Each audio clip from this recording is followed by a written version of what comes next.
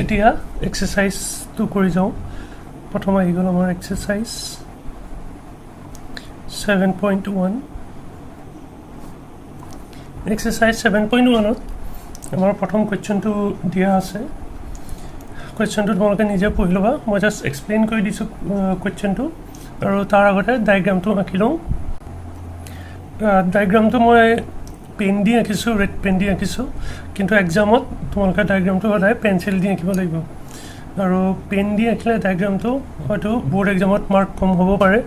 সেইটো কাৰণে ডায়েগ্ৰাম সদায় পেঞ্চিল দিয়ে আঁকিবা এতিয়া আমি কুৱেশ্যন নম্বৰ 1টো কৰোঁ কুৱেশ্যন নম্বৰ 1ত এইটো ABCD বা ACBD এইটো এটা কোৱাড্ৰিলেটাৰেল হয় অসমীয়াত ক'বলৈ গ'লে চতুৰ্ভুজ এইটো এটা কোৱাড্ৰিলেটাৰেল ACBD আৰু ইয়াত কৈছে যে AB যিডাল লাইন আছে AB লাইনডালে এংগল A টো বাইচেক্ট কৰিছে এতিয়া যেতিয়া আমি এংগল A বুলি ক'ম আমি এই গোটেইটো বুজাওঁ এইটো হৈ গ'ল এংগল A কিন্তু এই লাইনডাল AB এ এংগল A টো বাইচেক্ট কৰিছে আৰু বাইচেক্ট কৰিছে মানে সমানে দুভাগ কৰিছে তাৰ মিনিং হ'ল A কোণ আৰু A কোণ ইকুৱেল হয় A পাৰ্টটো আৰু A পাৰ্টটো ইকুৱেল হয় সেই বস্তুটো আমাক দি থোৱা আছে আৰু আমাক দি থোৱা আছে যে AC is equal two AD এই দুটা ছাইড আমাৰ ইকুৱেল বুলি দিয়া আছে আৰু ইয়াতে সৰুকৈ এটা লাইন আঁকি থৈছে লাইনৰ মিনিং এইটোৱে যে A ছাইডটো আৰু A ছাইডটো ইকুৱেল হয় এতিয়া আমি দেখাব লাগে যে ট্ৰাইংগল ABC মানে ওপৰৰ ট্ৰাইংগলটো ইজ কংগ্ৰুৱেণ্ট টু ট্ৰাইংগল ABD মানে তলৰ ট্ৰাইংগলটোৰ সৈতে কংগ্ৰুৱেণ্ট হয় এইটো আমি প্ৰুফ কৰি দেখাব লাগে আৰু তাৰপিছত সুধিছে যে BC আৰু BD এই BC আৰু BD বিষয়ে কি ক'ব বিচাৰিছে সেইটো কাৰণে প্ৰথম আমি কি কৰিম এই দুটা ট্ৰাইংগল কংগ্ৰুৱেণ্ট বুলি প্ৰুফ কৰি লওঁ প্ৰুফ কৰিবৰ কাৰণে এনেদৰে লিখি লওঁ in triangle ABC and triangle ABD এতিয়া A ট্ৰাইংগলটো আৰু A ট্ৰাইংগলটো দুটা যদি চাওঁ আমি দেখিম যে AB লাইনডাল বা AB ছাইডটো দুইটা ট্ৰাইংগলতে আছে A ট্ৰাইংগলতো আছে আৰু এইটো ট্ৰাইংগলতো আছে মানে AB কমন হয় সেইটো কাৰণে প্ৰথম পইণ্ট আমি লিখিব পাৰোঁ AB is equal two AB ৰিজনত আমি লিখি দিম কমন তাৰপিছত আমাক দি থোৱা আছে যে AC is equal two AD আন দুটা ছাইডো ইকুৱেল বুলি দিয়াই আছে এইটোও লিখি লওঁ আমি AC is equal two AD ৰিজনটো হ'ল দি থোৱা আছে তাৰমানে গিভেন আৰু তাৰপিছত A যিটো এংগল আছে এংগল CAB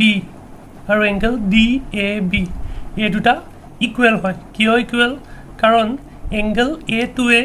এই লাইনডালে বাইচেক্ট কৰিছে বাইচেক্ট মানে দুভাগ কৰিছে সমানে এটা ভাগ হ'ল A2 আৰু আনটো ভাগ হ'ল এইটো সেইটো কাৰণে এই দুটা এংগল ইকুৱেল হয় লিখি দিওঁ angle CAB is equal to angle DAB ৰিজনত এতিয়া আমি কি বুলি লিখিম since AB bisects angle A যেহেতু তিনিটা বস্তু আমি ইকুৱেল পাই গ'লোঁ আগৰ ভিডিঅ'টোত দেখুৱাৰ দৰে AB A ছাইডটো ইকুৱেল আৰু A ছাইডটো ইকুৱেল যিকোনো এটা ট্ৰাইংগলত A ছাইডটো আৰু A ছাইডটো ইকুৱেল বুলি আমি দেখালোঁ আৰু ইহঁত দুটা ছাইডৰ মাজত কোনটো এংগল সোমাই আছে এই এংগলটো সোমাই আছে এই এংগলটো আমি ইকুৱেল বুলি ক'লোঁ হয় না সেইটো কাৰণে এইটো হৈ গ'ল side angle side criteria therefore triangle ABC is congruent to triangle ABD কেনেকৈ হৈ গ'ল side angle side আৰু যেহেতু congruent হয় তাৰ মিনিং হ'ল যে angle C is equal to angle D তেনেকৈ angle CAB is equal to angle DAB যিটো আমি লিখিয়ে থৈছোঁ তাৰ উপৰিও angle CBA is equal to angle DBA আৰু এইবোৰ কিয় equal CPCT corresponding parts of congruent triangle এই তেনেকৈ বাকি যিকেইটা সাইড থাকি গ'ল BC is equal to BD এইটো ইকুৱেল হয় কিয় CPCT আৰু আমাক সুধিছে কুৱেশ্যনটোৰ পিছৰ ভাগত যে what can you say about BC and BD আমি এইটোৱে ক'ব পাৰোঁ যে BC is equal to BD ৰিজনত লিখি দিছোঁ CPCT এইটোৱে হৈ গ'ল আমাৰ কুৱেশ্যন নম্বৰ 1 এতিয়া নেক্সট আমি কৰিম কুৱেশ্যন নম্বৰ 2 তাৰ কাৰণে ফিগাৰটো আঁকি লওঁ আমাক এই ডায়েগ্ৰামটো দি থোৱা আছে আৰু ডায়েগ্ৰামটোত কোৱা হৈছে যে ABCD এটা কোৱাড্ৰিলেটাৰেল হয়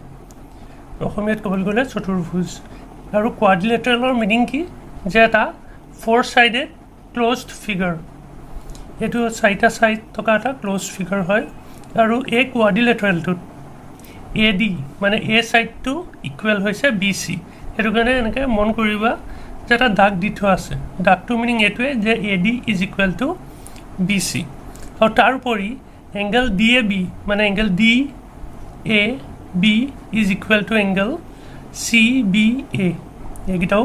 ইকুৱেল হয় দি থোৱা আছে আমি এটা প্ৰুফ কৰিব লাগে যে ট্ৰাইংগল ABD বুলিলে কোনটো বুজায় ABD এই ট্ৰাইংগলটো এই ওপৰৰ এই ট্ৰাইংগলটো কংগ্ৰুৱেণ্ট ট্ৰাইংগল BAC মানে এই ট্ৰাইংগলটো BAC এই ট্ৰাইংগলটোৰ সৈতে কংগ্ৰুৱেণ্ট বুলি আমি প্ৰুফ কৰিব লাগে এই দুটা ট্ৰাইংগল এতিয়া তাৰ কাৰণে প্ৰুফ কৰিবৰ কাৰণে আমি যদি চাওঁ ইয়াৰ এই ট্ৰাইংগলটো ট্ৰাইংগল ABDৰ এই সাইডটো আৰু ট্ৰাইংগল BACৰ এই সাইডটো কমন হয় কাৰণ AB যিটো সাইড আছে AB সাইডটো দুইটা ট্ৰাইংগলতে আছে এই ট্ৰাইংগলটোতো আছে আৰু এই ট্ৰাইংগলটোতো আছে সেইটো কাৰণে আমি প্ৰথম হেতুৱে লিখিব পাৰিম যে AB is equal two AB common প্ৰথম আমি হেতুৱে লিখিম এতিয়া ষ্টাৰ্টিংটো এনেকৈ কৰোঁ in triangle ABD and triangle BAC কোৱা মতে প্ৰথম AB টো কমন বুলি আমি লিখি লওঁ AB is equal to AB common আৰু angle DAB is equal to angle CBA এইটো দি থোৱা আছে আমাক কুৱেশ্যনতে দিয়া আছে এইটো লিখি লওঁ angle DAB is equal to angle CBA givenত আমাৰ আৰু এটা বস্তু আছে AD is equal to BC এইটোও লিখি লওঁ আৰু ৰিজনটো যেতিয়া ওপৰ ৰিজনটো সৈতে একে হয় আমি 2 বুলিও লিখি দিব পাৰোঁ হৈ গ'ল যেহেতু তিনিটা বস্তু আমি ইকুৱেল পাই গ'লোঁ সেইটো কাৰণে আমি ক'ব পাৰোঁ therefore triangle ABD is congruent to triangle BAC এই দুটা ট্ৰাইংগল কংগ্ৰুৱেণ্ট বুলি আমি ক'ব পাৰোঁ এইটো আছিল আমাৰ কি ৰোমান নম্বৰ 1 এতিয়া ৰোমান নম্বৰ 2ত আমাক সুধিছে কি দেখাব লাগে আমি ৰোমান নম্বৰ 2ত BD is equal to AC মানে ABD is equal to AC এই দুটা সাইড ইকুৱেল বুলি ক'ব লাগে এতিয়া BD টো এই ট্ৰাইংগলটোৰ এটা পাৰ্ট যিটো আমি এইমাত্ৰ কংগ্ৰুৱেণ্ট বুলি প্ৰুফ কৰিলোঁ তাৰে এটা সাইড হয় আৰু AC টো ইটো ট্ৰাইংগলৰ এটা সাইড হয় আৰু যেহেতু দুইটা ট্ৰাইংগল কংগ্ৰুৱেণ্ট হয় সিহঁতৰ কাৰেস্পন্ডিং সাইডছবোৰ ইকুৱেল হ'বই সেইটো কাৰণে আমি ডাইৰেক্ট লিখি দিব পাৰিম যে BD is equal to AC ৰিজনত CPCT 3 নম্বৰত আমাক সুধিছে কি angle ABD is equal to angle BAC এতিয়া আকৌ এটা কথাই হ'ল এংগল ABD যদি চাওঁ ABD এই এংগলটো আৰু এংগল BAC এই দুইটা এংগলে আমি এইমাত্ৰ যিটো দুটা ট্ৰাইংগল কংগ্ৰুৱেণ্ট বুলি প্ৰুফ কৰিলোঁ সেই দুটা ট্ৰাইংগলৰে এংগল হয় যেহেতু কংগ্ৰুৱেণ্টে হয় সিহঁতৰ কাৰেস্পন্ডিং পাৰ্টছ হয় সেইটো কাৰণে আমি ডাইৰেক্ট লিখি দিব পাৰিম এনেকৈ যে angle ABD is equal to angle BAC ৰিজনটো একেই CPCT এইটো হৈ গ'ল আমাৰ কুৱেশ্যন নম্বৰ 2 এতিয়া আমি আহিছোঁ কুৱেশ্যন নম্বৰ 3 লৈ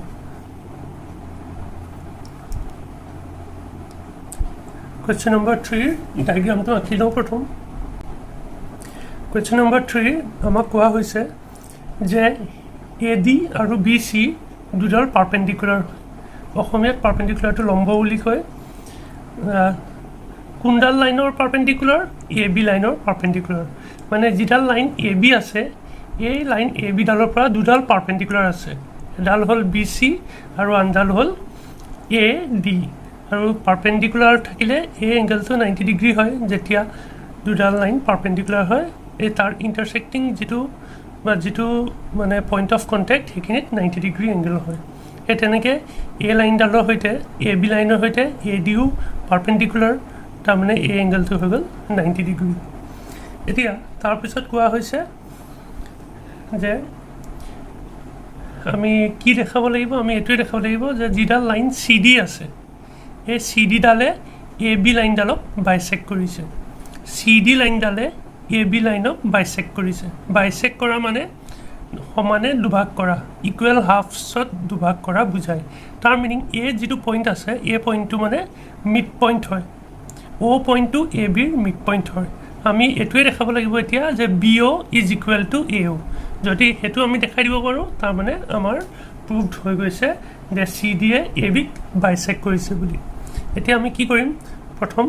দুটা ট্ৰায়াঙ্গেল লৈ লম কোন দুটা ট্ৰায়াঙ্গেল দুটা ট্ৰায়াঙ্গেলে ওলাই আছে এটা হ'ল A2 আনটো হ'ল A2 এই দুটা আমি প্ৰথম লৈ লম in triangle BOC and triangle AOD এতিয়া এই দুটা ট্ৰায়াঙ্গেলত অলৰেডি দিয়াই আছে যে AD and BC are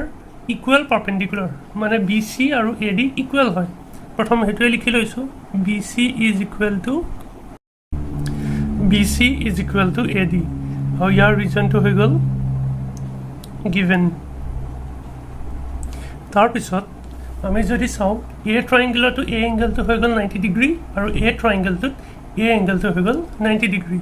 তাৰ মানে এংগেল CBO এই এংগেলটো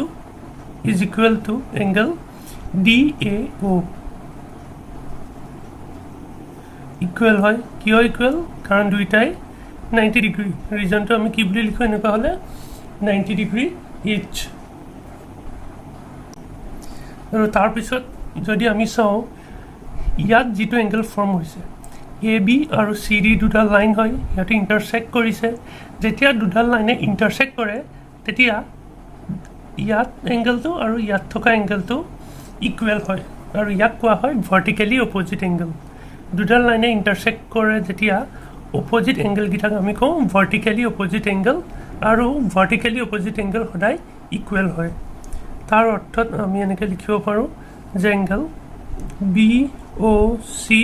is equal to angle DOA ৰিজনত লিখি দিওঁ vertically